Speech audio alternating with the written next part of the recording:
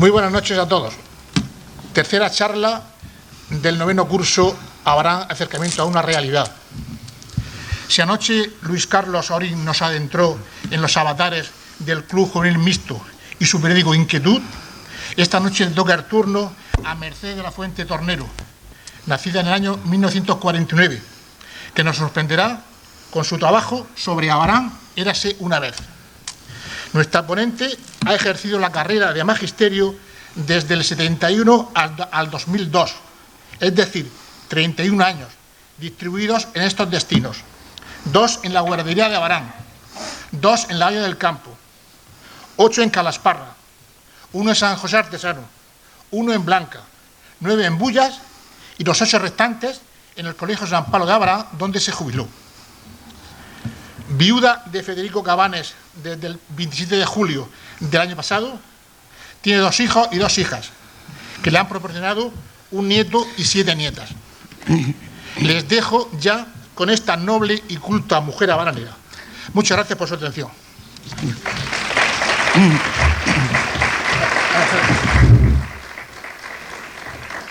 En primer lugar, buenas noches, darle las gracias a Jesús por los piropos que me ha echado, que no lo merezco. Yo lo que soy es que me gusta hablar, como me conocéis todas, y me gusta escribir. Antes de empezar la charla, quiero hacer una pequeña dedicatoria, espero que me la permitáis. Antes de comenzar esta charla, no la llamo conferencia porque naturalmente yo no soy una oradora, solamente una mujer que le gusta mucho hablar. Pues bueno, esta charla quiero dedicarle a mi marido Federico, ya que durante muchos años ha sido el primero en escuchar cuantas cosas he escrito, siempre con una crítica positiva y siempre con la paciencia de que le leyera y le releyera mis escritos una y otra vez. Por desgracia, no lo ha podido leer y tampoco lo va a poder escuchar, aunque confío que se encuentre en un sitio de paz, un buen lugar donde le llegue el eco de mis palabras, que como ya he dicho, son para él y para su imborrable recuerdo. Va por ti, Federico.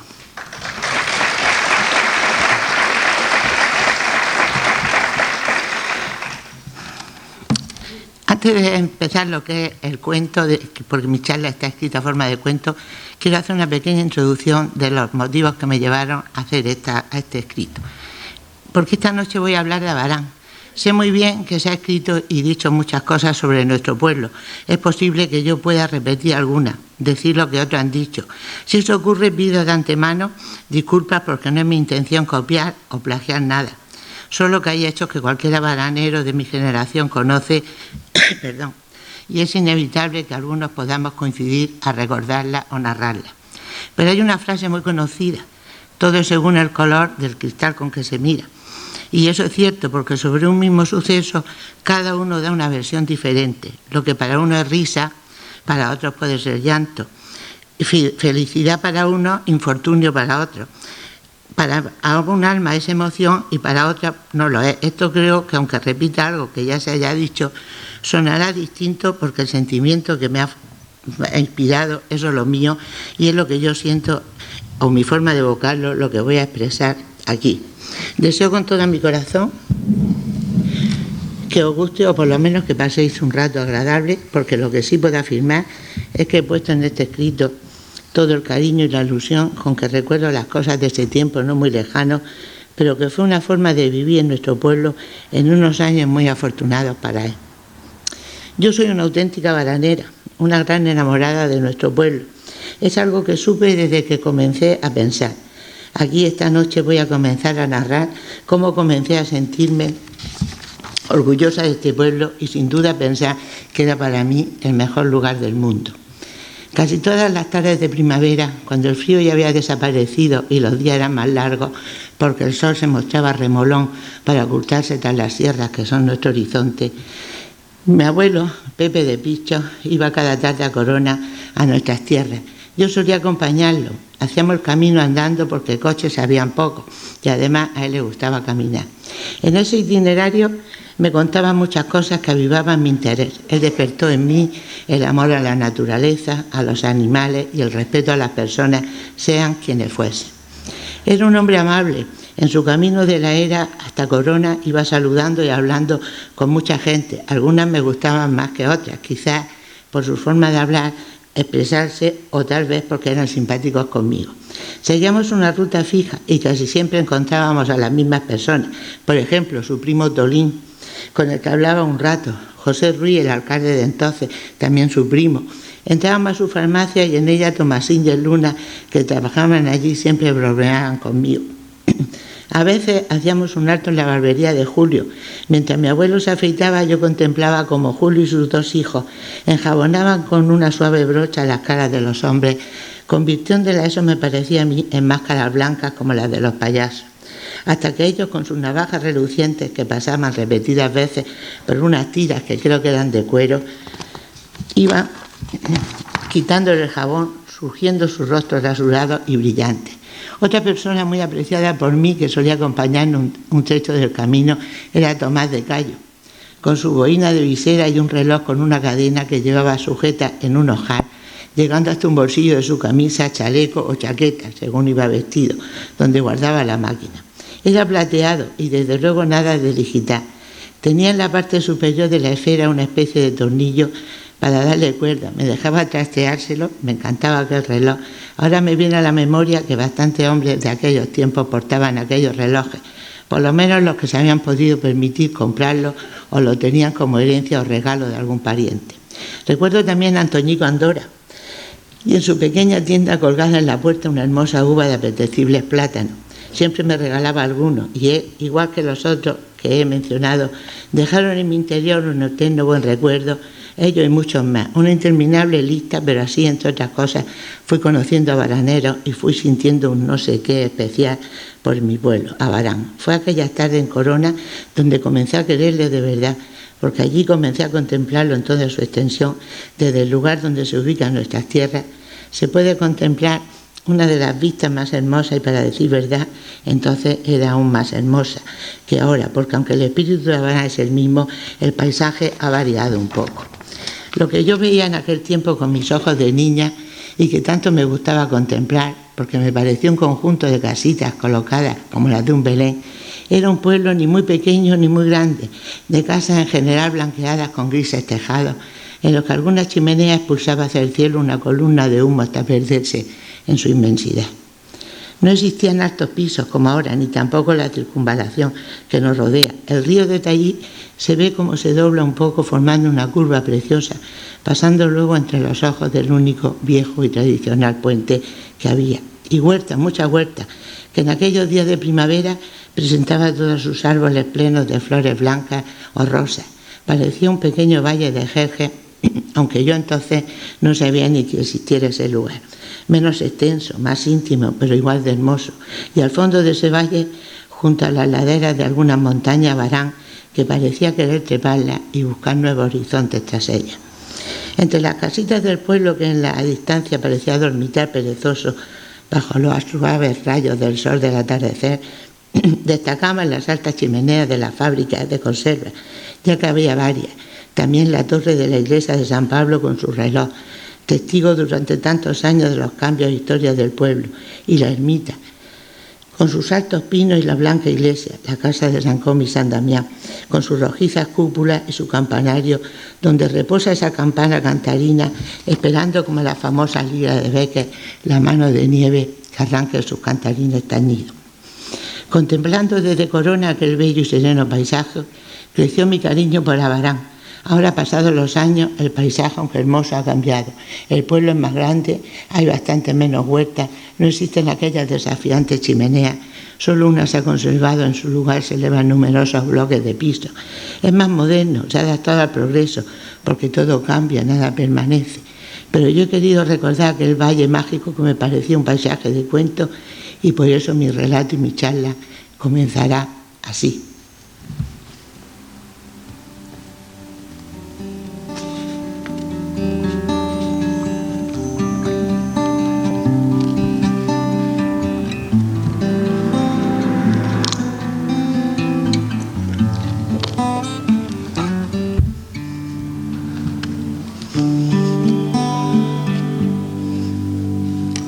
Donde nos llevó la imaginación, donde con los ojos cerrados se divisan infinitos campos, donde se creó la primera luz, germinó la semilla del cielo azul. Volveré a ese lugar donde nací. De sol, espiga y deseo son sus manos en mi pelo. De nieve, huracán y abismos, el sitio de mi recreo.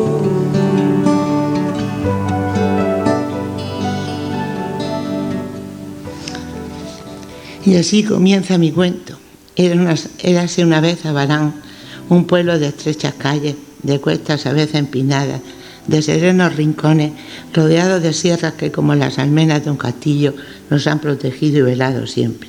Y en ese pueblo hay una iglesia, la parroquia de San Pablo, durante muchos años la única que existía, donde tantos abaraneros han recibido el bautismo, bodas, comuniones y tantas otras cosas. Los bautizos, pues hay que comenzar por ellos, no eran como los de ahora.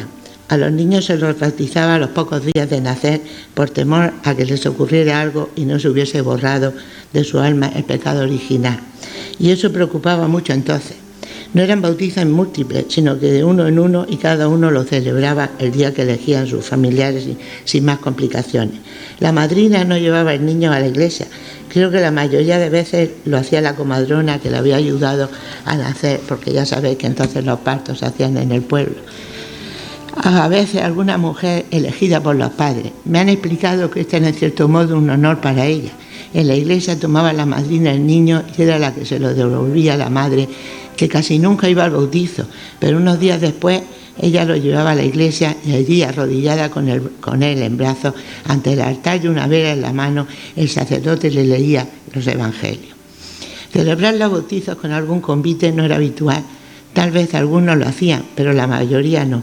Yo recuerdo que algunos se repartían algunas galletas, casi siempre María, y con suerte alguna caja de variadas. Por cierto, las de chocolate eran las que más éxito tenían.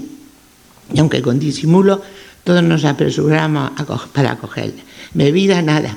El que cogió una galleta se iba tan contento, y si con suerte o habilidad cogía 2 o 3, pues eso era un éxito. Las comuniones casi igual se celebraban el día festivo o domingo que se escogiera, aunque días como San José, el Corpus Christi y la Ascensión, que eran días que comulgaban bastantes niños juntos. Eran días festivos y muy solemnes. Mi abuela Mercedes me enseñó un dicho que creo que todos conocemos, por lo menos los de mi edad. Decía así: 3 jueves hay en el año que relucen más que el sol: Jueves Santo, Corpus Christi y el día de la Ascensión. Me afirmaba también mi abuela, completamente convencida, que esos días no hacían nido los pájaros como respeto y que el día de la Ascensión las hojas del olivo se volvían del revés. Nunca comprobé aquellas afirmaciones, pero entonces yo creía en ellas, completamente convencida como estaba mi abuela. Y tornando a las comuniones, los niños con trajes de marinero, la mayoría, las niñas con trajes blancos, pero con velos, guantes y una bolsita que se llamaba limosnera, que servía para guardar el dinero que se recogía, porque era costumbre de llevar a los niños a las casas de parientes, amigos y conocidos, donde a cambio de un recordatorio, que era la estampita con el nombre del niño y la fecha de su primera comunión, daban 1 peseta, 1 duro, a veces 5, y el colmo eran 20 duros. En algunas comuniones se invitaba al acompañante a chocolate con magdalena, torta o ambas. Los panecillos llegaron después. Algunos pequeños no podían llevar trajes especiales, la economía no lo permitía. A veces les dejaban a algunos de otros niños que habían comulgado, pero otros no conseguían ni eso. Celebraban la comunión con la ropa que podían y las niñas con un simple velo cubriendo su cabeza. Las bodas, por lo que me contaron y lo que pude ver, se celebraban a muchas horas, a horas muy tempranas de la mañana o ya de noche avanzada. No sé el motivo. Alguien me dijo que era por el horario de los trenes, sobre todo del correo, para poder cogerlo con tiempo e iniciar un sencillo viaje de novios, los que podían permitir el lujo de hacerlo. Generalmente no había ninguna invitación o convite tras la boda. Yo apenas recuerdo que se celebraran 4 o 5 como mucho. Se acompañaba a los novios hasta la casa y luego poco a poco discretamente los acompañantes se iban retirando. Algunos años después todo comenzó a celebrarse con panecillos, cerveza, Coca-Cola, etc. Los panecillos desaparecían enseguida. Recuerdo a personas que se llevaban cuantos podían ocultos, a veces hasta entre los pechos. Pero eso era algo muy comprensible y aceptable en la época. A mí esos recuerdos me producen una gran ternura, porque pienso que aquellos panecillos a veces podían remediar alguna comida. Es otra situación, otra cultura, otro modo de vivir, pero eran cosas que ocurrían y yo he querido aquí evocarlas con todo mi cariño. Los jueves por la tarde los niños recibían doctrina en la parroquia de San Pablo, sentados junto al altar alrededor de una o dos muchachas que enseñaban el catecismo, oraciones e historias sagradas. Al terminar, sorteaban alguna estampa del Niño Jesús, la Virgen o la Sagrada Familia, y quien se la llevaba se marchaba contentísimo, porque nos parecía un premio estupendo. Por los años 50 o quizás por el 1956 más o menos, o un poco después, se comenzó a celebrar los domingos una misa especial para los niños, era a las 11 de la mañana. Los bancos se llenaban de pequeños y jóvenes hasta el punto de no quedar casi sitio para los adultos. Algunas mujeres se sentaban en sus propios reclinatorios que guardaban en la iglesia cogidos con una cadena en la puerta de lo que era entonces la capilla del bautismo.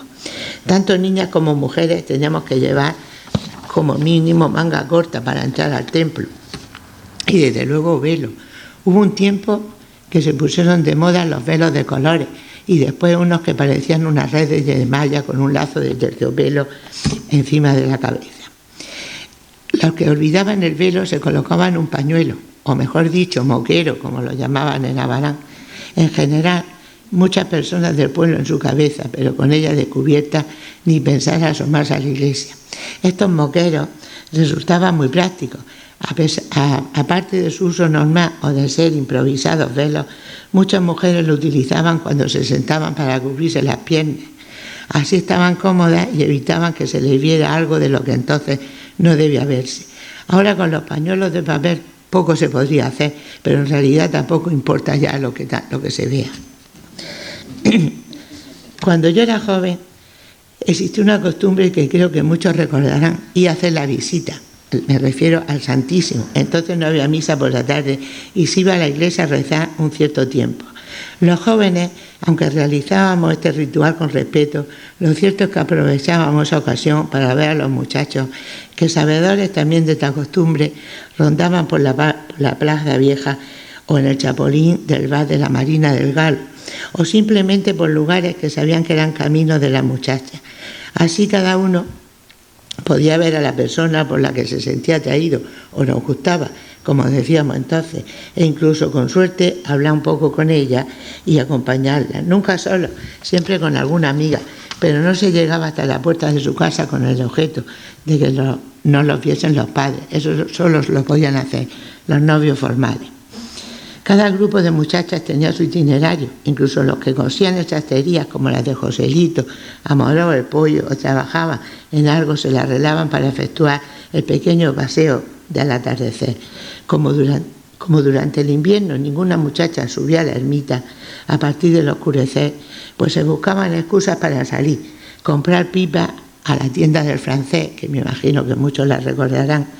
Esta tienda de golosinas estaba situada frente a la casa actual de Manolo el Zapatero. Por cierto, también ir al zapatero era otra excusa para hacer un mandado, palabra que se usaba mucho en lugar de recado y la entendíamos mejor. O bien arreglar las medias a mujeres que se dedicaban a reparar las carreras, por muy grandes que fueran.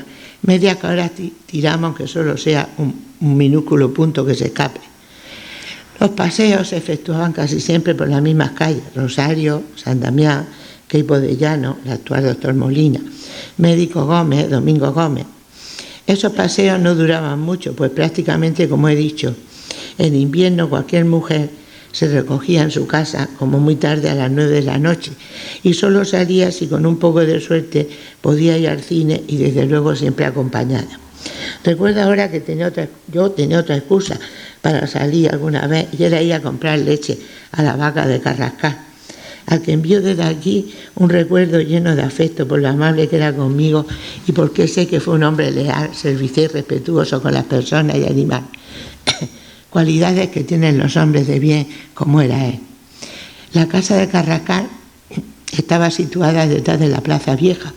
Tenía una especie de tinajero lleno de ollas, botellas, jarras, lecheras y otros envases que le llevaban para recoger luego la leche. Eran muchas las personas que la compraban porque aún no existía la leche de botella, ni la de tetabrí, ni esa enorme variedad que hay ahora, como son enteras, semidesnatada, desnatada, con calcio, con jalea real, perdón, con fibra, con vitaminas, con miel, con omega, con flúor, con fósforo y muchísimas más. Pienso que en el fondo es la misma, pero en nuestra sociedad de consumo, cuanta más clase haya, es más significado el progreso. Por lo menos así nos lo han hecho creer. Las vacas de entonces solo nos proporcionaban una clase de leche, y afortunadamente a aquel que no le faltase. También existía la leche de cabra, no me olvido de ella, así que también podíamos elegir o cabra o leche. Muchos de nosotros nos hemos criado con estas sencillas leches y sin hervirlas 3 veces, como ahora recomienda, por si se nos ocurriera tener una vaca o una cabra, y bebemos su leche. Entonces se hervía una vez y no siempre, porque si la hervías mucho te quedabas sin leche y eso no era plan. Y ya concluido este paréntesis lácteo, voy a entrar en otro capítulo de mi cuento que acabo de mencionar hace unos segundos. La Plaza Vieja. En otros pueblos la llamarían quizás Plaza Mayor, porque en ella estaba el juzgado y el ayuntamiento, pero en Abarán la llamamos Vieja porque así la hemos denominado siempre y porque desde luego es mucho más emotivo. En esta plaza, uno de los lugares emblemáticos del pueblo, sobre todo porque en ella se celebra la procesión más tradicional de Abarán, la procesión del encuentro. Los abaraneros abarrotamos la plaza para verla, apenas si queda sitio para colocar las imágenes y un estrecho pasillo por donde avanza la Virgen al encuentro de su hijo triunfante para hacerle las 3 tradicionales reverencias. No hay forastero abaranero que la ve que no se emociona al verla. No voy a seguir hablando de esa procesión, pero hubiese sido una falta imperdonable que no la mencionara. Ahora voy a retroceder en el tiempo y llegar hasta una plaza de hace bastantes años. Imaginaros, es viernes y hay mercado, porque allí se colocaban los puestos a su alrededor, en el centro y algunos en los callejones de su entorno. No recuerdo la ubicación de cada puesto, pero sí a la mayoría de sus dueños. Algunos no sé bien por qué despertaban en mí mi atención, como uno de tela y retales de un hombre de Cieza que venía acompañado de sus hijos. En este puesto las mujeres compraban trozos de tela, muchos para remendar, porque ¿quién no tenía algo para remendar? Sábanas, manteles, delantales, calzoncillos, pantalones, desde luego masculinos, porque las mujeres entonces ni soñábamos llevar los pantalones.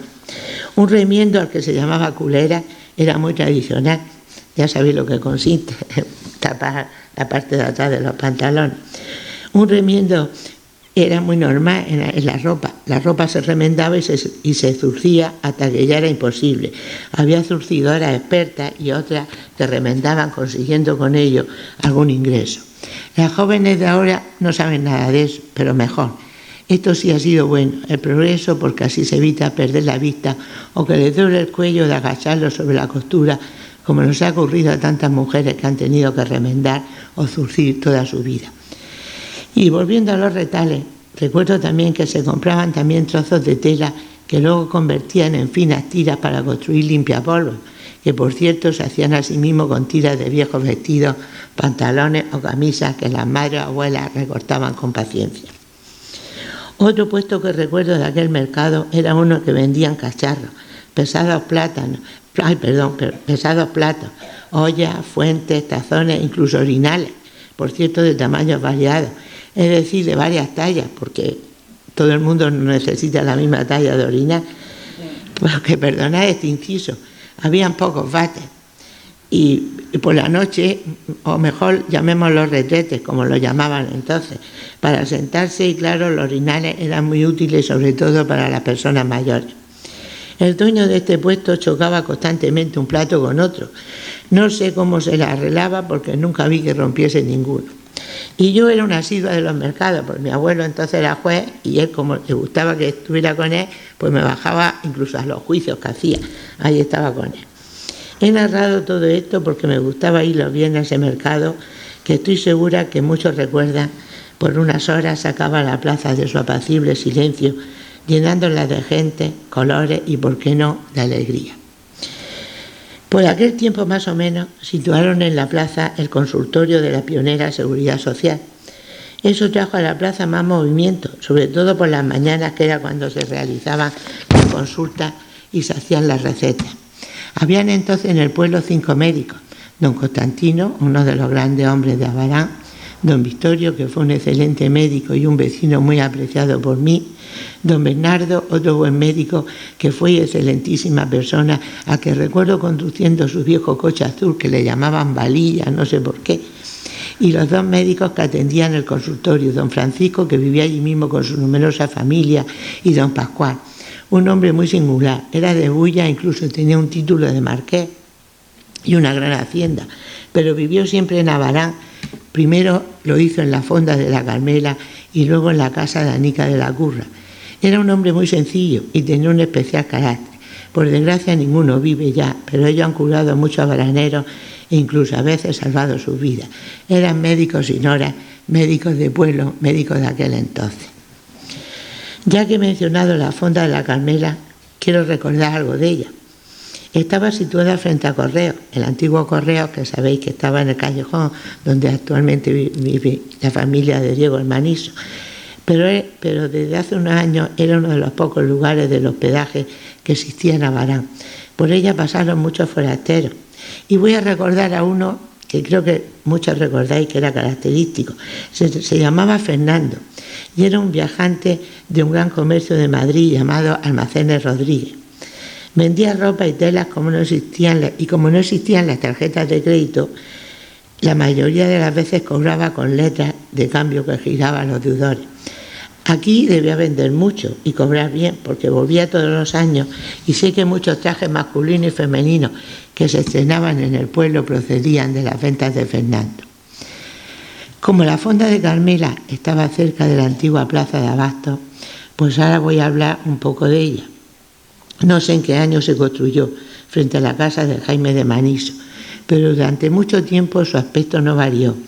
En la nave del centro estaban las carnicerías, creo que lo recuerdo casi todas: Carmen de Estrella, Jesús, Sacramento, Elisa de la Manca, La Roja, Rafael, Generoso, Trini de la Romera, José María y un poco más tarde Lisica de Chicha y Pescadería, Pedro, Rosica, Perico, el Mulato, Verdulería, el Manquito, el Chepa, el Mala, Cobarro, la Josefina de Volvat, etc.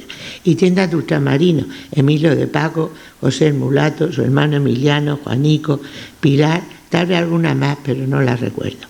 El guardia de la plaza era el monjo que la abría y cerraba y vigilaba.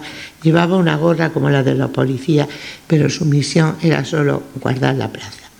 Al entrar en la plaza se percibía un olor característico, mezcla de carne, de pescado, de fruta, verdura y otros productos, pero no era un olor desagradable. Los laterales no tenían tejado, su suelo era adoquinado y casi siempre habían charcos de agua en él, porque todos los días las regaban para limpiarla. En la parte de fuera, junto a la casa que fue de Luis del Pacho, pusieron una caseta donde un matrimonio vendía churros y patatas fritas que ellos elaboraban. Los sábados por la tarde también venían forasteros a vender y colocaban en sus puestos en la calle delante de la plaza y en la calle Doctor Molina o Quipo de Llano. Entonces se animaba una barbaridad como si fuese un día de mercado. Aquella plaza no sé bien por qué me atraía. Me gustaba ver a las mujeres, la gran mayoría con delantal, con zapatillas y muchas con sus sencillos moños, todas con sus capazas colgadas al brazo. Aún no habían carros de compra, ni siquiera bolsas de plástico. Iban echando la compra a la capaza, escogían los géneros y algunas regateaban al pagarlo. Todo se vendía a granel, no empaquetado ni con el precio puesto. Eso te lo decían de palabra. Las frutas, las patatas y cosas así las pesaban en romanas.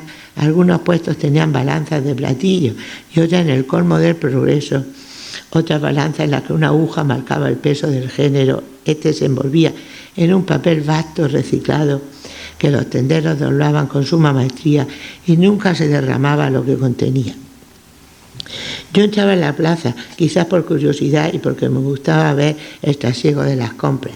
Ahora alguna vez me gusta pensar en aquel lugar de sencilla gente, y ahora que lo he recordado bastante bien, me di cuenta que hasta de lo más cotidiano, de lo más normal, se puede hacer poesía y puede despertar conmovedores sentimientos. Dijo un poeta que hay un tiempo para cada cosa, y yo añado que cada tiempo trae una forma de vida. Las personas nos adaptamos a las circunstancias que nos rodean, y aunque las condiciones no sean las más idóneas, logramos vivir lo mejor que podemos. Hoy se vive, por lo menos en países desarrollados, con muchas comodidades, y existen una gran cantidad de cosas que nos facilitan la vida. Pero hubo un tiempo, y aún no muy lejano, que las cosas no eran tan fáciles ni cómodas. Las casas carecían de esos electrodomésticos tan útiles. Los colchones, por ejemplo, eran de lana y algunos de borra. Había que estar bulléndolos mucho tiempo para conseguir una cama bien hecha. Sé que a veces se pasaba una caña de escoba, porque eso me lo enseñó a mí Basilisa, la madre de Braulia de Candel. Tampoco existía en la mayoría de los hogares cuartos de baño, como los de ahora, como con aire acondicionado, agua caliente, hilo musical y hasta jacuzzi en algunos. Todo lo más que había era un lavabo, algún váter y como mucho lujo una ducha, y no en todas. En verano el problema de asearse era más sencillo, porque te podías lavar en cualquier sitio que hubiese agua, por ejemplo una pila o en una caldereta, echando cazas de agua por encima, claro. En invierno era más complicado, había que calentar ollas de agua en cocinas de leña. El butano llegó después, así que muchas veces con lavarse la cara bastaba, el cuerpo y la cabeza más esparcidamente. Claro que existía otra solución, ir a Cieza a bañarse a los baños del Posete. Allí había habitaciones con bañeras que tenía agua caliente y fría, y pagando una cantidad no muy grande, pues podías asearte. Como yo vivía en la era, desde mi balcón veía a las personas, sobre todo mujeres, que se apeaban del viejo coche de Ramón, y se les notaba que venían de los baños porque traían liada en la mano y el pelo húmedo, reluciente. Cuanto más personas iban era cuando se aproximaba Semana Santa, porque después del largo y a veces crudo invierno apetecía sin duda no lavarse con cazos de agua y sumergirse en aquellas grandes bañeras con un agua templada y agradable. Y ya que hablo de agua, voy a entrar en un lugar donde la hay, y entonces mucho más. Un bello lugar de Abarán, el Parque Municipal, rincón especial que no todos los pueblos pueden tener. Son muchas las cosas que los baraneros hemos vivido en él. Por aquel tiempo el parque no presentaba exactamente el aspecto de ahora. Aún no había escenario, pista o la antigua guardería, tan solo un matadero y un lavadero donde muchas mujeres lavaban su ropa o las de otros porque ese era su oficio. Yo, como muchos otros niños, más bien diría jovencitos, bajaba allí de vez en cuando, aunque siempre con la recomendación de tener cuidado con el río. Recuerdo muy bien a las mujeres que allí lavaban, enjabonaban la ropa, luego la colocaban sobre unos cañizos para que les diera el sol y así blanquearla más y hacer desaparecer las manchas. Después la golpeaban con energía sobre las pilas, la azuleaban, la escurrían muy bien a base de retorcerla con sus manos, y entonces la tendían o la llevaban a la casa de su dueño para tenderla allí. Ahora comprendo muy bien que era una tarea dura y pesada. Entonces para mí ver de lavar resultaba entretenido. Hoy el gran trabajo que se realizaba aquellas que se veían obligadas a realizarlo para poder ganar dinero para sus casas e incluso para comer. Solíamos también en el parque jugar con la arena de la orilla del río. También bastantes mujeres la recogían a montones para fregar junto con un estropajo de esparto y limón, porque tampoco existía ni el vin, ni los multiusos, ni nada de eso. La arena era lo mejor, la lejía y arena. Los cubiertos que no eran de acero inoxidable o las ollas y cacharros se fregaban con arena hasta dejarlos brillantes o quitar los tiznes. Muchas manos estaban impregnadas por eternos tiznes y muchas uñas consumidas por esa forma de fregar. Acuden a mi mente la imagen de algunas de aquellas manos y sería injusto no recordarlas, porque las cosas sencillas, aunque parezcan no tener importancia, tienen derecho a su pequeño homenaje y reconocimiento. Entre aquella arena buscábamos guijarros redondos para luego jugar en los bancos de piedra de la ermita, en un portal o en alguna escalera a los cabales. Necesitábamos 5 y cada una conocíamos muy bien nuestras propias piedras. A veces las pintábamos con pintura de uñas y así las identificábamos mejor. Otra cosa que me gustaba hacer en el parque era mirar los corazones y leer las iniciales y fechas, ahora ya prácticamente desaparecidos, que tenían grabados los altos eucaliptos que pueblan el lugar. Algunos nombres me eran conocidos, me gustaba imaginar el cariño con que se había realizado aquello.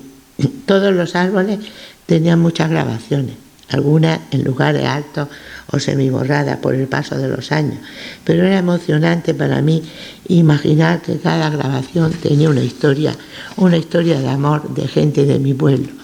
Hay una estrofa de una poesía que cuando la leo evoco aquellos viejos árboles y me conmueve leerla.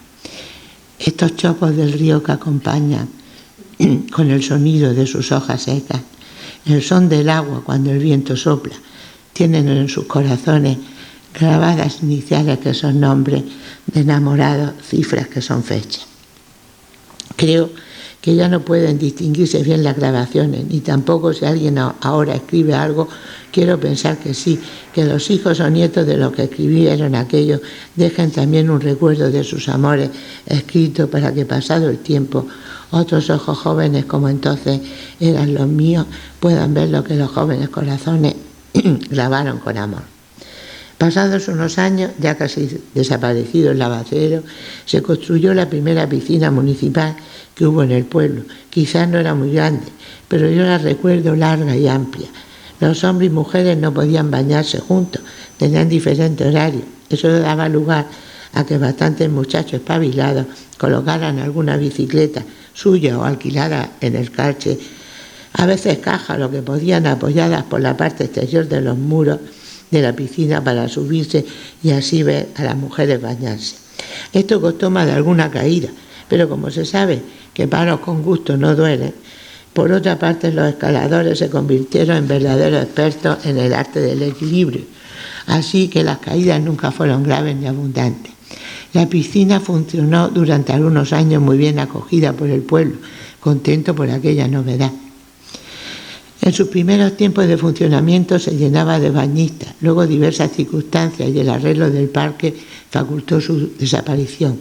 La última imagen que conservo de aquella piscina es un rectángulo de agua rodeado y cubierto de hojas doradas y secas. Cuando el parque cambió de aspecto y se construyó la pista, alguien tuvo la brillante idea de convertirlo en el escenario de las verbenas de la fiesta y de la coronación de la reina. El éxito fue extraordinario. Se montaba un provisional escenario para que actuasen la orquesta y cantantes y la pista rodeada de mesas y sillas.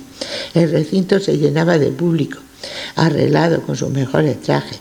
Bailaba mucha gente, mayormente jóvenes. Como era normal, entonces las muchachas sentadas esperaban a que algún chico la invitase a bailar con la habitual pregunta: ¿baila o bailamos?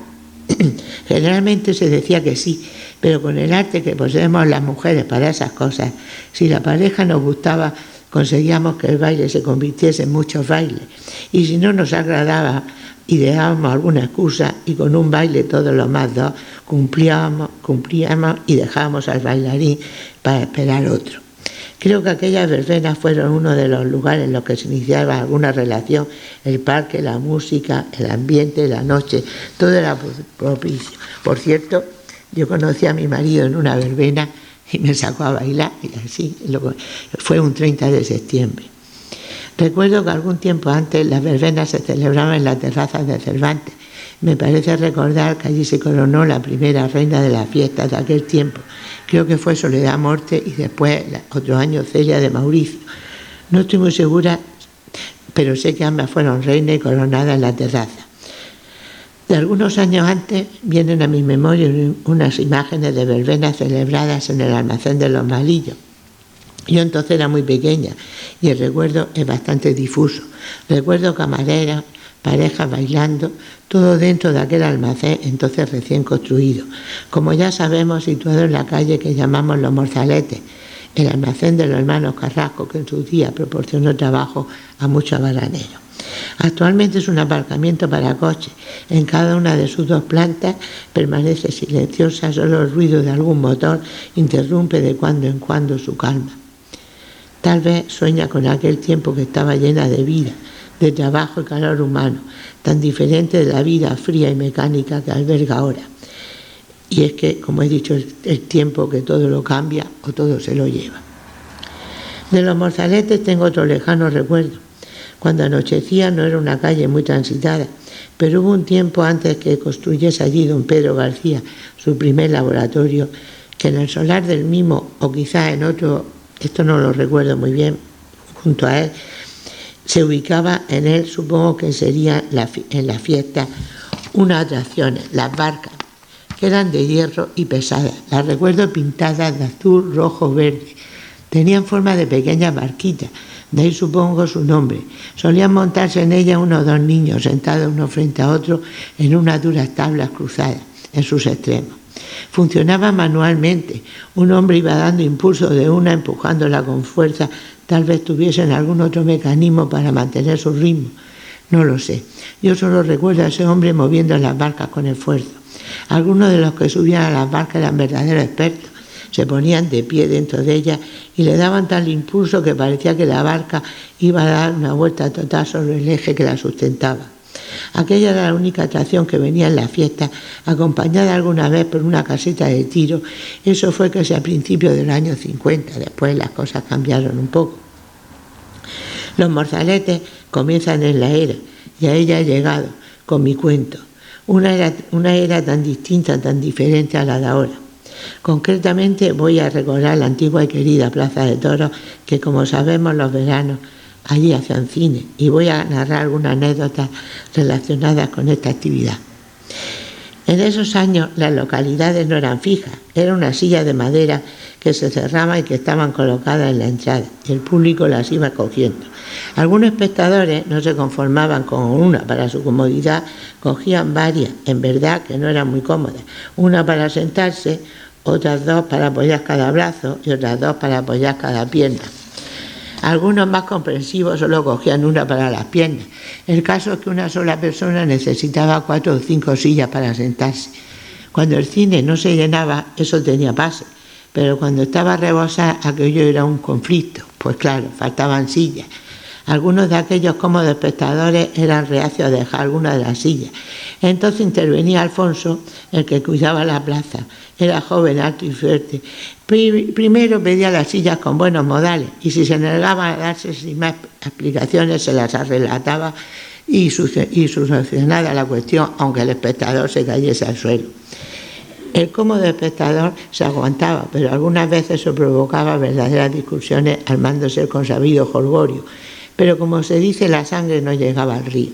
Solo servía para hacer cine más divertido. Esto solía pasar con bastante frecuencia porque nadie escarmentaba y en cuanto se podían se cogían por lo menos 2 sillas tratando de estar un poco más cómodos. Se pusieron por entonces de moda las películas de Romano. Comenzó con La túnica sagrada, que también fue la primera película que se hizo en Cinemascope y se estrenó en la Plaza de los Toros. En esas películas, cuando el César o el emperador perdonaba la vida de alguien, cerraba el puño y levantaba el dedo hacia arriba, y si era al contrario, hacia abajo para matarlo. Pero si no se lo perdonaba, como he dicho, iba hacia abajo. Pero si no se le... Este gesto se puso de moda entre los espectadores, entre muchos espectadores de la plaza, y cuando la película no gustaba, sobre todo los espectadores que estaban sentados en la escalera, que se llenaban también, quitando el nombre de encargado de las películas, lo llamaban fulano, fulano. Claro que no, aclaro que no era Alfonso, cerraban sus puños y señalaban con el pulgar hacia abajo, como diciendo pues, que merecía un castigo por la película que había traído. Naturalmente era una broma. En aquel cine abundaban las bromas porque como solían asistir muchos espectadores, tanto en el ruedo como en la escalera, resultaba difícil controlar ciertas situaciones. Lo cierto es que nunca ocurrió nada de mal gusto y las películas se podían ver con bastante tranquilidad. En los días de feria, con los toros en los corrales, solía haber cine, pero pocas personas se sentaban en el ruedo, por si acaso los toros se escapaban. La gente se subía a la escalera y abajo solo quedaban los más osados, pero siempre sentados no muy lejos de la salida. Desde luego en aquellas noches no había problemas con la silla, te podía hacer hasta una cama con ella. Mi relato va a continuar en los cines, porque ellos también forman parte de aquel Abarán que estoy narrando en mi cuento. Cuando se inauguró la terraza del Cine Cervantes fue un rotundo éxito. A todos nos gustó, tenía un pequeño jardín bajo la pantalla. Era muy agradable contemplar la película aspirando el aroma de sus flores y plantas debajo de la cabina. Había una cantina y a su alrededor mesas y sillas en las cuales se podía ver el cine tomando alguna consumición. En los muros laterales también habían plantas. Si mirabas hacia el cielo, lo veías lleno de brillantes estrellas. Incluso de vez en cuando lo cruzaba alguna fugaz que dejaba su luminoso rastro impreso en él por unos segundos. Era un lugar relajante y fresco. Se llenaba de público igual que la plaza, porque aquellos cines de verano eran la única diversión de la gente por la noche, después de los largos días de calor y de sol. La afición al cine era realmente importante. Quienes hemos conocido aquellos dos cines los recordamos con cariño, porque como otras cosas se han perdido en el tiempo, pero siempre nos quedará su recuerdo y el reconocimiento al papel que tuvieron en la vida de los abaraneros.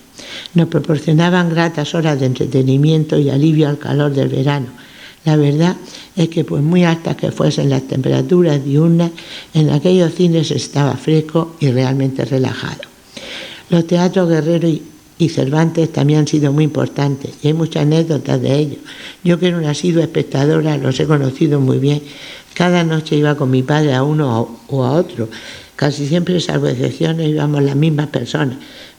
Yo solía sentarme, junto a Pura, la comadrona, que era muy cariñosa conmigo y no faltaba ninguna noche a menos que tuviese que ayudar a traer alguna balanera al mundo. Llevaba siempre su pelo cano, muy bien peinado, y era una mujer activa y llena de energía. Los domingos bastantes personas iban por la tarde a un cine y por la noche a otro. Los más pequeños asistían a la sesión de las 5, en la de las 8 su público se componía de gente joven, parejas de novios, en las butacas pandillas de muchachas, muchachos, y en la platea, generalmente en las sillas de atrás, los novios formales, como se llamaba aquella pareja en la que el joven ya tenía el permiso del padre de ella. Los noviazgos no eran como ahora, ni siquiera podían llevar las manos cogidas por la calle, tan solo caminar uno al lado del otro. Por eso aquella silla algo oculta y en la oscuridad del cine era un lugar ideal para intercambiarse alguna caricia o algún beso. El Guerrero desapareció llevándose entre sus escombros muchas caricias y frases de amor de sus noches de cine. Estoy segura que muchas parejas, algunas y abuelos, nunca olvidarán aquellas viejas butacas y las no menos viejas sillas de las plateas. Yo escribí en un programa de fiestas que hay una magnífica película titulada Cinema Paradiso que me conmueve profundamente, porque al igual que su protagonista me siento totalmente identificada con aquellos cines que tantas veces hicieron volar mi imaginación y con todas las anécdotas, historias, personas y hechos que pasaron entre sus paredes, vivencia y recuerdo de una infancia y una juventud a la que el cine llenaba de bellos recuerdos.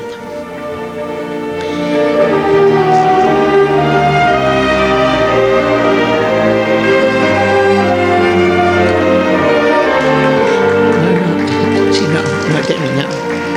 Gracias. No tengo más. Ya fonía.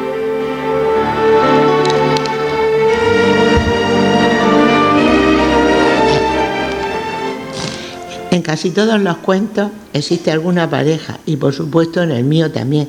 Parejas de novios que en aquellos años no tenían la libertad de ahora. Poco tiempo podían pasar juntos, entre semana lo máximo un par de horas, los domingos y festivos tal vez un poco más. Cuando el novio no era de Abarán, aunque fuese de algún pueblo vecino, a veces ni eso, a menos que el joven tuviese bicicleta o moto y se atreviera de noche a viajar en ella, por carreteras no muy bien arregladas ni señalizadas. Además, ambos vehículos no eran cómodos ni rápidos. Las motos eran como las bicicletas de ahora, iban a poca velocidad y tenían poca luz. Claro, que después surgieron las vespas, y eso ya era otra cosa.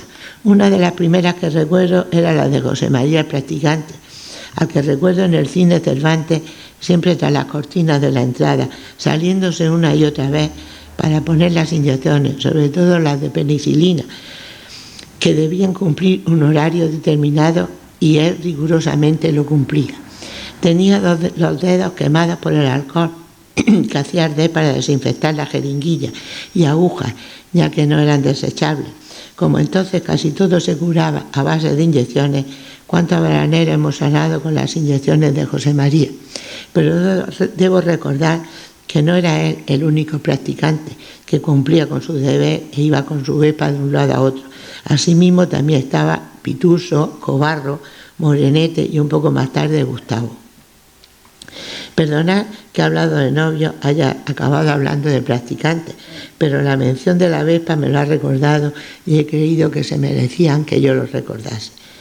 Volviendo a los novios, como decía, no tenían las cosas muy fáciles, máxime en invierno, que las muchachas salían poco, aunque siempre había algún modo de verse.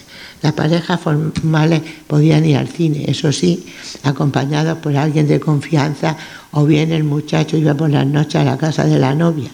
Hablaban en la entrada o sentados en la mesa de camilla o en dos sillas, pero con algunos ojos vigilándole, la madre de ella o algún otro familiar. Mi abuela me contaba que ella hablaba con mi abuelo a través de la reja de su ventana. Eso era en tiempos ya muy remotos, pero a mí siempre me pareció un bonito modo de verse y desde luego romántico. En los veranos las cosas eran más fáciles, se salía más y aunque las muchachas no se recogían muy tarde, se quedaban un rato con su novio en la puerta de su casa. En cualquier calle del pueblo se podía ver tertulia en las puertas de las casas y en muchos portales los novios de pie en ellos. Me parece recordar que ella encima del pollo y él abajo, y así estaba hasta que la tertulia de vecinos se deshacía hasta otra noche. Yo pasaba todas las noches de verano con mis amigas Nuria y Mari Carmen por la calle San Damián, y recuerdo esta calle llena de personas en la puerta de alguna casa formando tertulia sentada en su silla, y en casi todas las puertas una pareja de aquel tiempo, una pareja de novios, como cualquier otra calle, tal he dicho antes. Ahora quiero decir, invadida un poco por la nostalgia, que al igual que la era perdió toda aquella gente que tanto la alegraba, también las calles del pueblo en los veranos han perdido la alegría y el sabor y la vida que la caracterizaba. Ya casi no quedan tertulias. Me atrevo a afirmar que hay menos de una docena, ni mujeres haciendo lías, como solían hacer antes, en las puertas de sus casas, ni novios ajenos a otra cosa que no fuese lo que ambos se murmuraban en voz baja. Esas frases especiales que el hombre y la mujer que se quieren se han dicho y se dirán siempre. Abarán ha ganado en muchas cosas, pero como casi todos los pueblos se ha perdido otras muchas. El progreso, la enorme cantidad de coches y motos y sobre todo la televisión, todo esto ha acabado con la tertulia y la alegría de las calles. La televisión, esa caja cuadrada llena de coloridas imágenes que en su comienzo fueron blancas y negras, su aparición fue para todos la cosa más asombrosa del mundo. En Abarán se vio por primera vez en un escaparate de una tienda de electrodomésticos.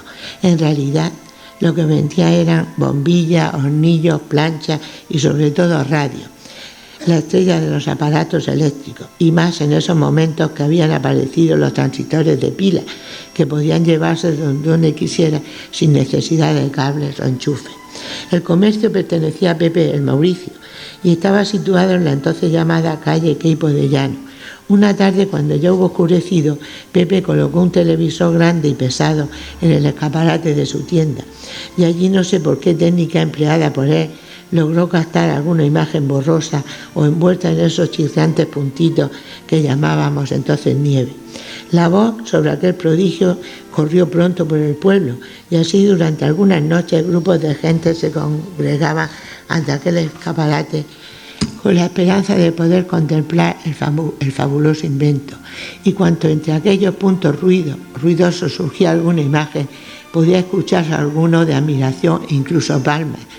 Pero poco a poco el invento se fue perfeccionando. Los televisores comenzaron a aparecer en las casas en gran número. Los tejados de las viviendas se fueron llenando de grandes antenas. En la casa que había algún televisor solían ir vecinos y amigos para ver los programas, pero pronto todo el mundo tuvo alguno. Aquello supuso el final de muchas cosas. Fue un duro golpe para el cine, estuvo a punto de desaparecer, se cerraron muchas salas. Aquí hombres como Antonio Carrillo, hijo del gran Constantino, lo mantuvo como pudo. El Guerrero se cerró, luego apareció el Liceo y en cierto modo el cine volvió a renacer en nuestro pueblo. Afortunadamente, porque hemos comprendido que una película resulta mucho más hermosa vista en la gran pantalla que en cualquier televisor, por muy sofisticado que sea. La televisión, en cierta forma, acabó también con muchas conversaciones, con muchas historias contadas por los abuelos u otras personas en las tertulias de las calles o en torno a las mesas de camilla. El progreso nos trajo la televisión, pero ella sin dudarlo se llevó muchísimas cosas.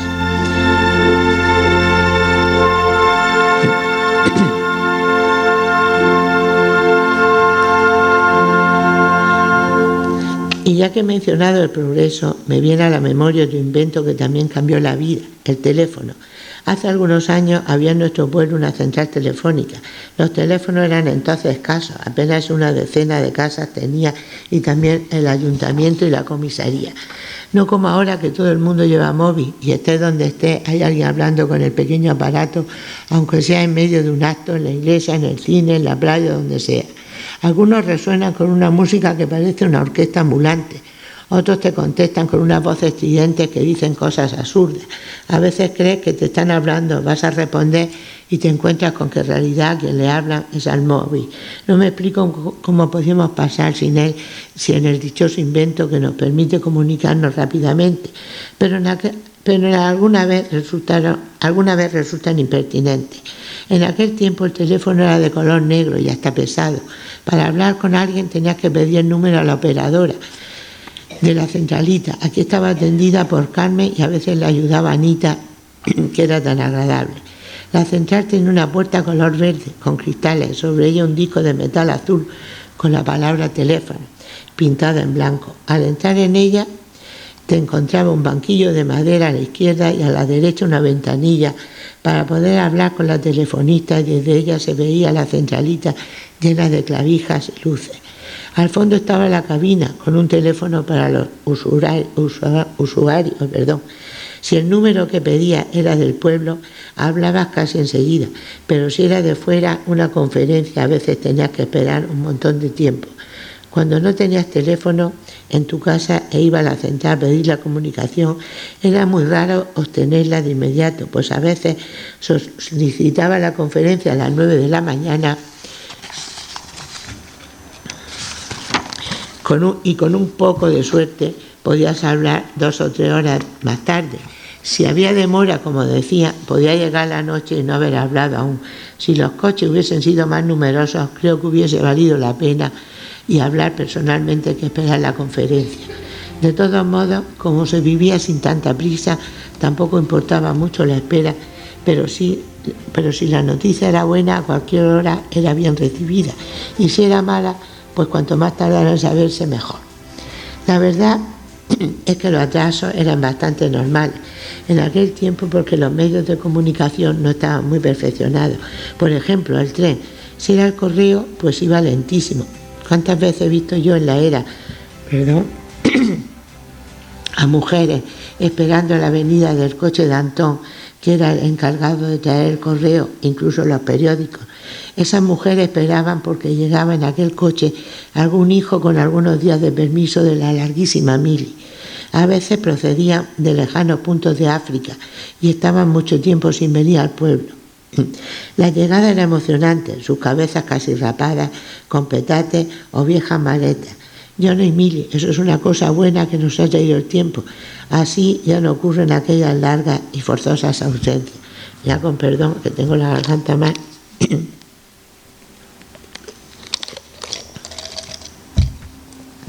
Los jóvenes de ahora tienen la vida más cómoda y fácil, porque sus padres y antepasados fueron construyendo con trabajo y sacrificio y esfuerzo el mundo que ellos ahora disfrutan, y que yo espero que esto aún lo haga mejor para sus hijos. El mundo del cuento que estoy narrando no había lavadoras, ni televisores, ni móviles y otras muchas cosas, pero se disfrutaba como se podía y se vivía. Y ahora, después de este recorrido que he hecho en el tiempo y he relacionado con Abarán, voy a entrar en el último capítulo que voy a dedicar a un lugar de nuestro pueblo y que después de la era en el que más he disfrutado, como yo sé que muchos también, a la ermita, nuestra hermosa ermita, balcón de Abarán, morada de nuestros queridos patronos, jardín mágico, tranquilo y bello, lugar ideal para pasear, descansar, jugar, para enamorarse. Sé que antes había otra iglesia emplazada en otro lugar. Confusamente recuerdo cuando estaban construyendo la actual y el kiosco adjunto. Como paseo ya se utilizaba a principios del siglo XX, porque mi abuela Mercedes, perdonad que la nombre tanto, pero es que ella fue también como maestra en cosas del pueblo, me contaba que paseando allí con sus amigas conoció a mi abuelo Pepe. Me decía que él le dio un tirón de su trenza y ella fingió enfadarse, pero le había gustado aquel joven alto y así empezó su relación. Me gusta recordar estas anécdotas de mis abuelos e imaginarme los jóvenes y alegres. Los primeros recuerdos claros que tengo de la ermita son mis juegos. En ella, cuando era muy niña, los bancos eran de tablas de madera y casi la rodeaba. En el lateral de la iglesia no habían jardines, como ahora, solo pinos, y entre ellos unos bancos de piedra, en los que llamábamos retiro. Y en lo que llamábamos retiro sí que existían más pinos que ahora. Uno se perdió, no sé cómo, otro lo arrancó una tormenta. También había un gran árbol en una punta del retiro, casi enfrente de la biblioteca. Lo arrancaron, no sé por qué, pero lo recuerdo muy bien en la feria, rodeado de juguetes que colocaba algún feriante para exhibirlo. Numerosas jazmineras trepaban por algunos pilares de la barbacana y cuando en primavera se llenaba con sus pequeñas flores blancas, un perfume muy agradable envolvía la ermita, mezclado con algún otro de geranios, rosales o damas de noche. Con los jazmines nos hacíamos collares y pulseras y otros las chupábamos porque su rabillo estaba muy dulce. También fabricábamos collares y pulseras con las agujas de los pinos, eran como eslabones de cadena. Coger jazmines nos traía regañinas del rojico, que aunque parecía despistado regando el chinarro, los jardines, solía descubrirnos y si no, lo hacía su esposa, la pequeña, a la que recuerdo con su pelo blanco, un amplio delantal y un andar algo balanceante.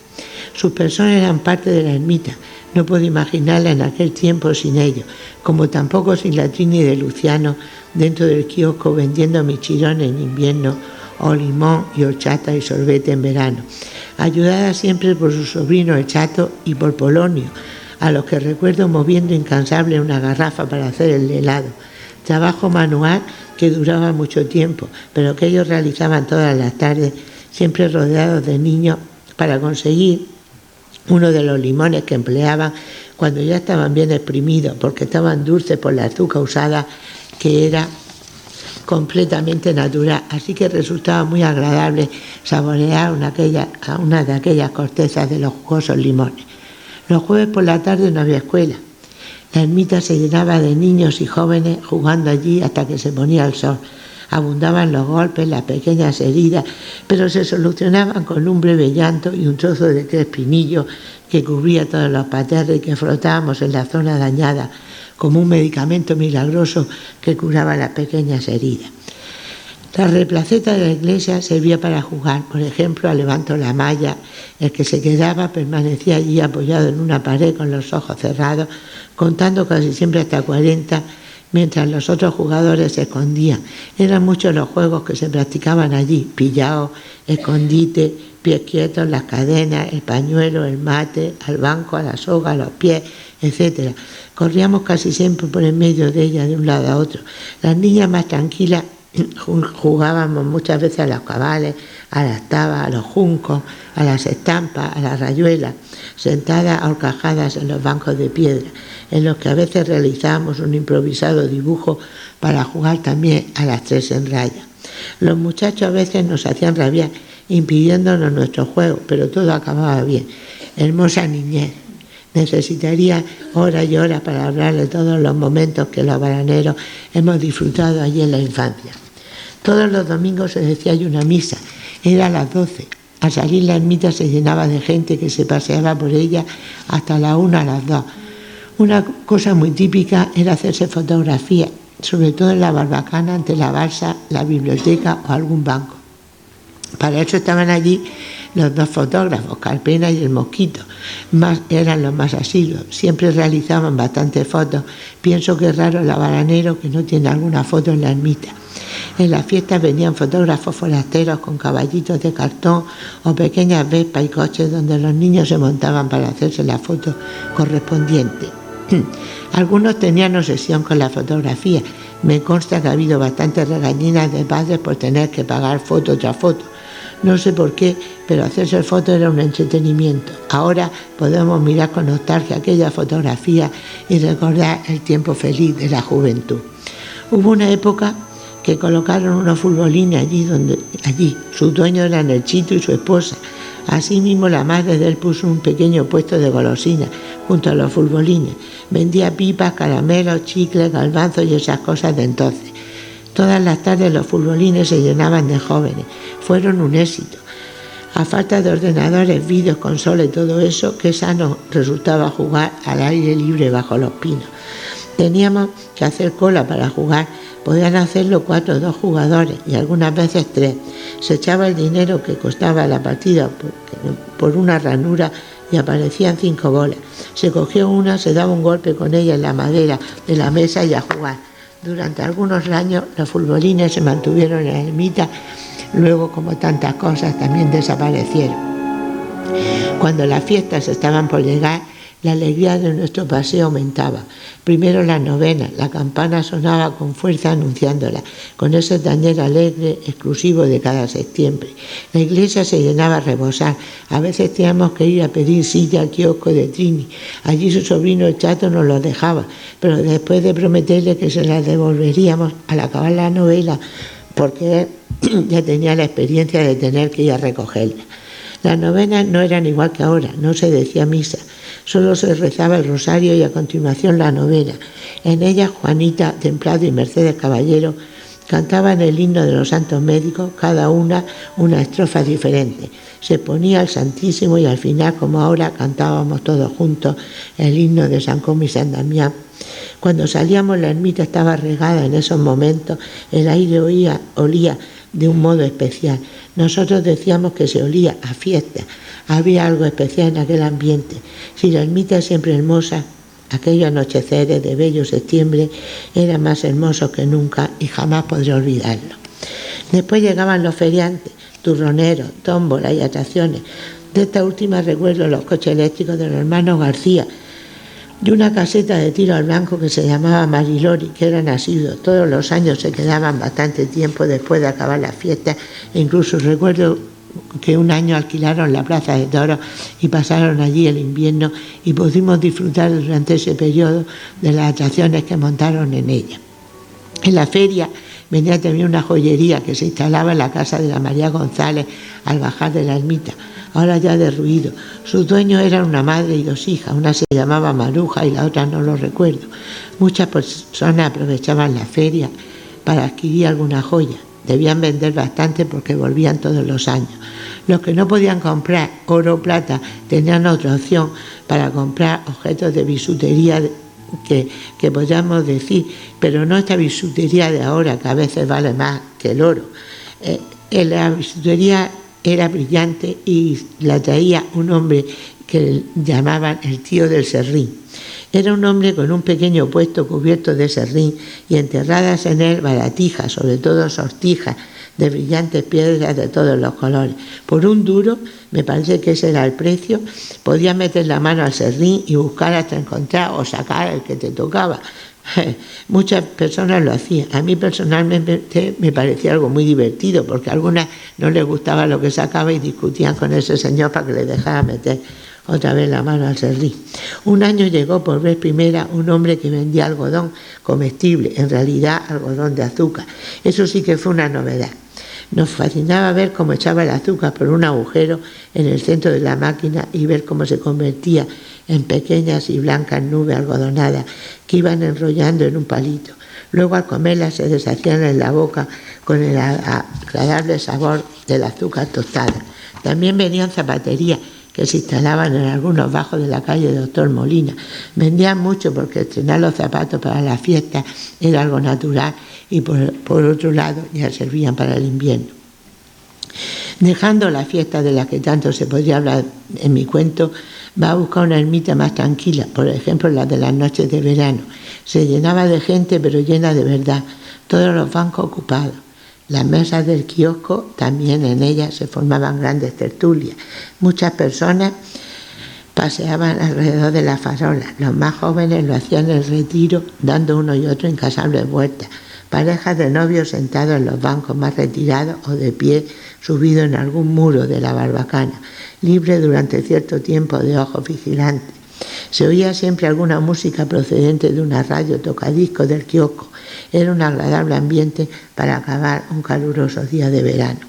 Cuando algunas cosas cambiaron, entre ellas no haber escuela los jueves por la tarde, los niños no abandonaron la ermita. Jóvenes mamás comenzaron a subir por las tardes con cochecitos y silletas con sus hijos.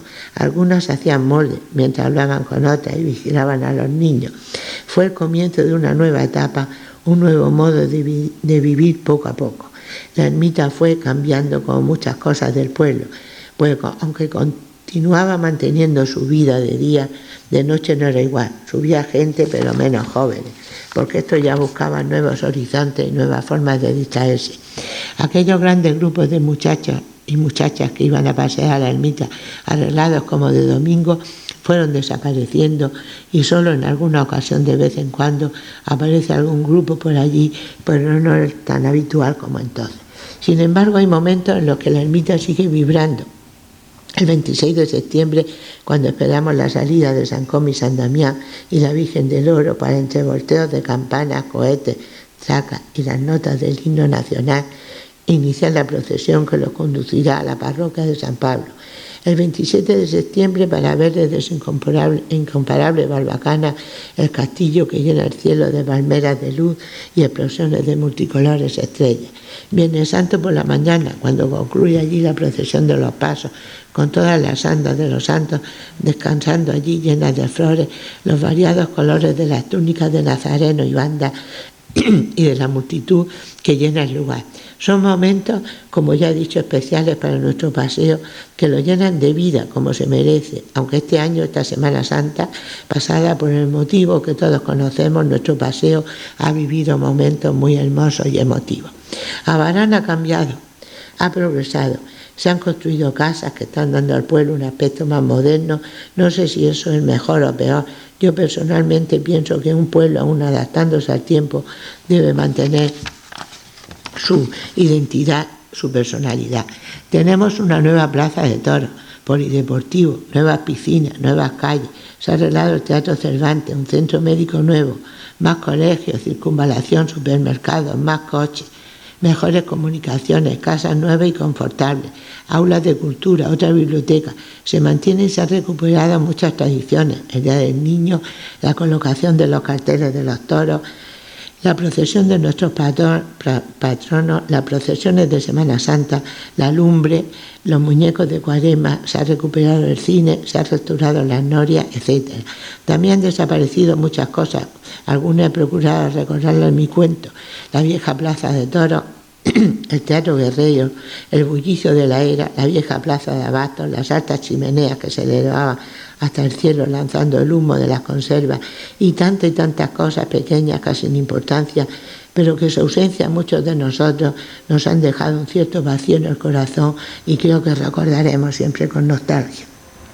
Ahora, para concluir este, llamémosle relato, a que le he dado o he pretendido darle forma de cuento, debería decir colorín colorado, este cuento se ha acabado, pero no lo puedo decir porque la vida continúa y de Abarán siempre habrá algo que contar. Ese Abarán que he narrado aquí, esas costumbres abaraneras de una determinada época, ya no existe, pero se debe recordar porque es su historia y parte del camino hasta llegar al pueblo que es ahora. He acabado mi relato con nuestro paseo, porque creo que merece el fin de estos sencillos recuerdos. En Casablanca, la mítica película, su protagonista dice una frase a la mujer que ama y sabe que va a perder definitivamente, que es clásica en el cine. Con un tono lleno de amor y tristeza le dice siempre, siempre nos quedará París. Y yo, basándome en esa frase, voy a decir otra que creo que se adaptará aquí muy bien. Pase lo que pase, cambie Abarán lo que cambie, crezca lo que crezca, desaparezca lo que desaparezca, siempre nos quedará la ermita. Y ahora sí voy a terminar. Ya estoy viendo hacerme pesada por una noche. Solo voy a decir unos versos infantiles, intrascendentes, sí, pero expresan con sencillez y con sus frases lo que yo siento por mi pueblo, por Abarán. Pueblo donde yo nací, donde vivieron mis padres, donde duermen mis abuelos, sus sueños de eternidades, que no me separen de ti, quiero vivir siempre bajo tu aire. Muchas gracias y buenas noches.